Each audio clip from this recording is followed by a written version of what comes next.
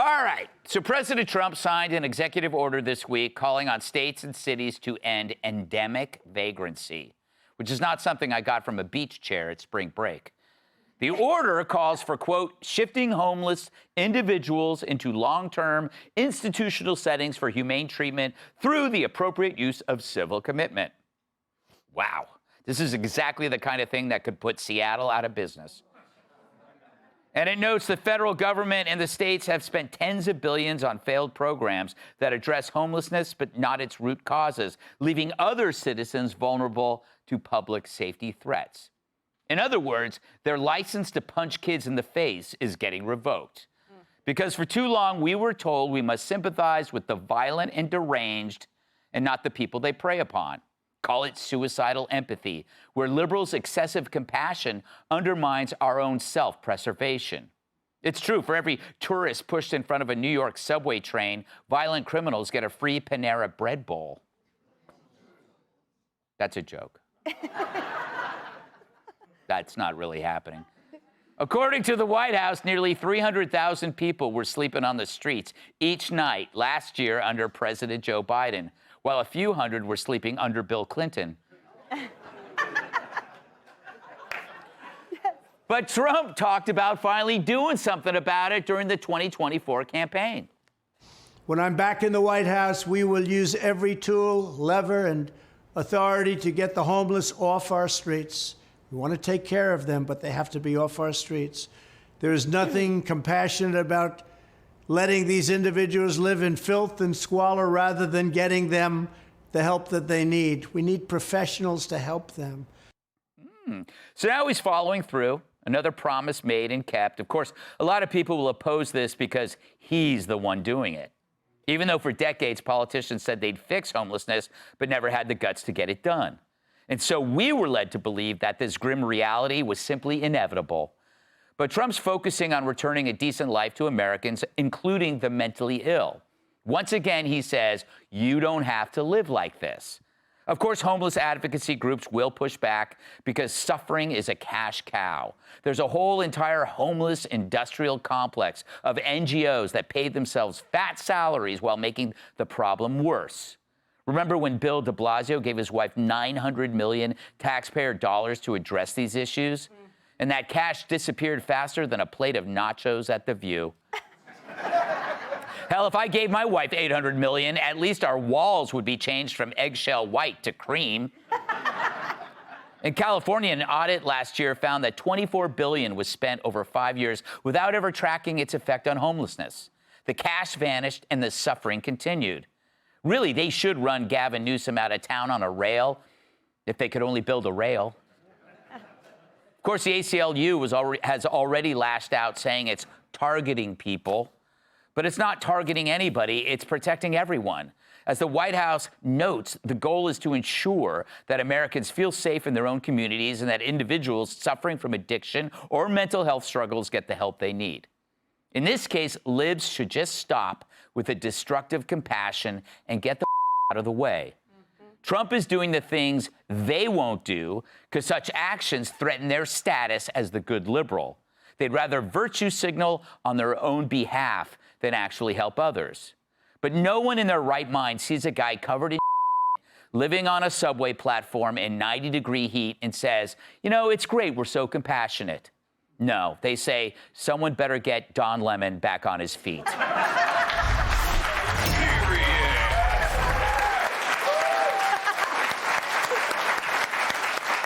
Walter, you spend a lot of time outdoors. You almost have like that homeless tan that we see in the Lower East Side.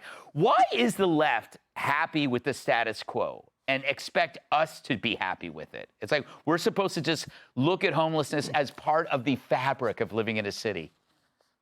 Well, because the only reason to vote for the left is guilt and sadness.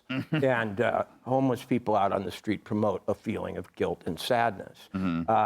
This is going to be very confusing for young people. See, for me, who lived for a while when there weren't homeless all over the streets, it'll just be a return to normal. Yes. But young people are going to go, where did they go? Yes. These people I got used to, these people that were everywhere are suddenly gone. And what's going to happen is MSNBC is going to say Trump is killing them. Right. And they're going to be prey to every rumor.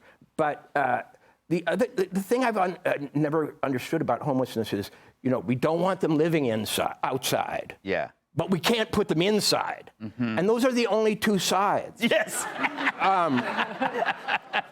I mean, we could do like a carport thing where there's a roof, but it's still outside. It just seems like a problem no one ever wanted to solve because they were making too much money off it. And the drug dealers are going to hate it because now they're going to have to smuggle the drugs into a facility and somehow expect their money's going to come out. Yeah. Instead of just being able to drive up. That is a great point, though. I didn't think of that, Dagan. It's like, if this actually works, a lot of people have grown up with this problem. And what if it just goes away? They are going to think, did aliens come and take away our homeless? No, because they don't even, it's not a problem for them because they don't see it.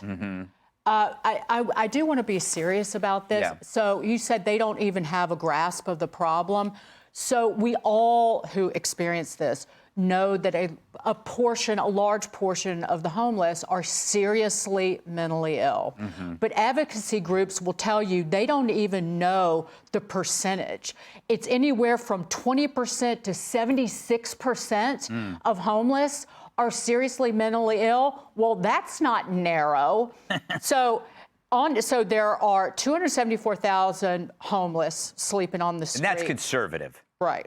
So on the very conservative side, if 20% are seriously mentally ill, that's almost 55,000 people.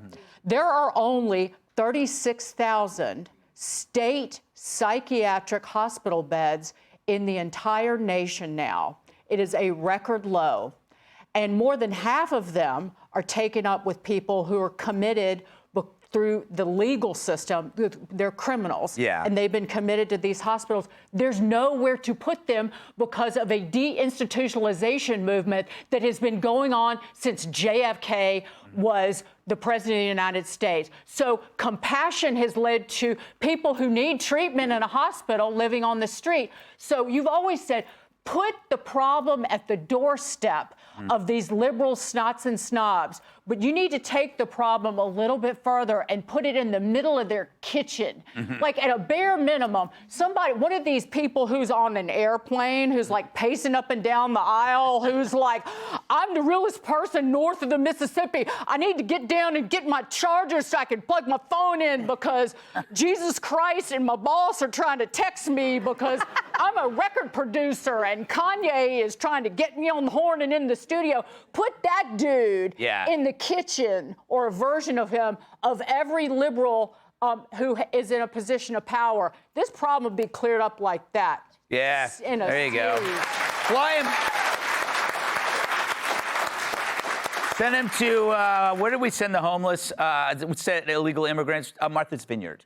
That would be nice. So, do you have a homeless problem where you live in Jersey?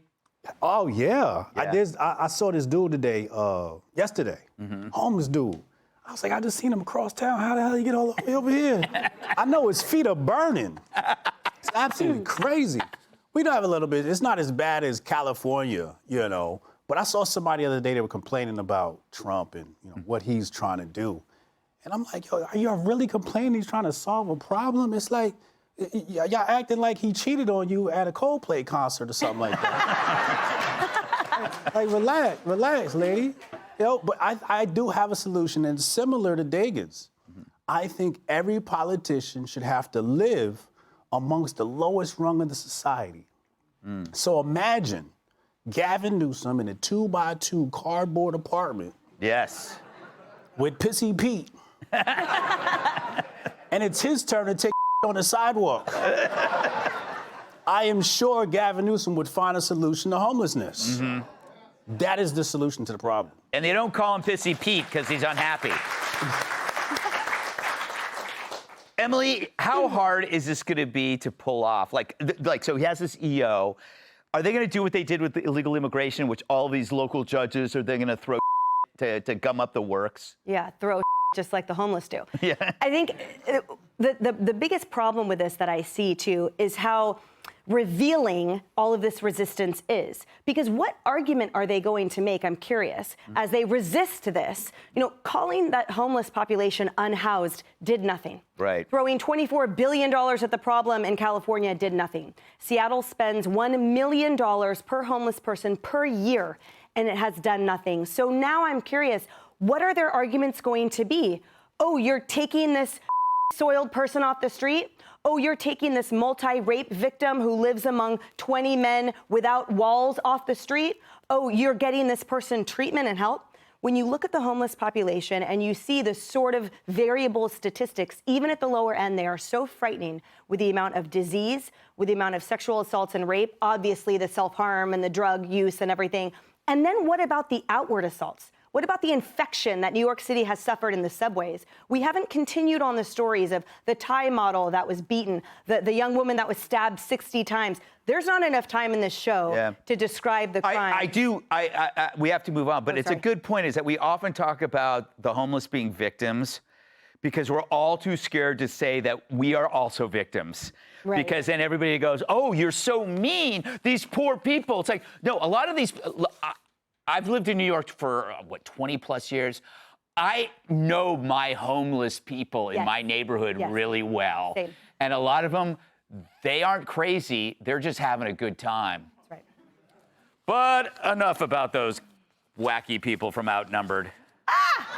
Up next, the Dems' embarrassing tweet. Hey, Sean Hannity here. Hey, click here to subscribe to Fox News YouTube page and catch our hottest interviews and most compelling analysis. You will not get it anywhere else.